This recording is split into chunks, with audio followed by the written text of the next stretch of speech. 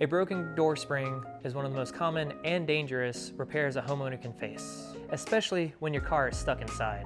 Springs can break for a myriad of reasons, whether they're old, improper for that door, or they're just contractor-grade springs. And like I said, replacing garage door springs are dangerous, and it needs to be handled by a professional service technician. Without your spring working, your garage door is heavy. It's effectively like a wall. You try to pick that up and let it go, it's crashing down. At Precision, that's why we handle spring replacements with safety and care, to make sure we're safe and make sure you're safe. Our trucks are fully stocked with multiple spring sizes so we can make sure we get your door up and running again. Let us worry about fixing your spring so you can worry about getting to work on time.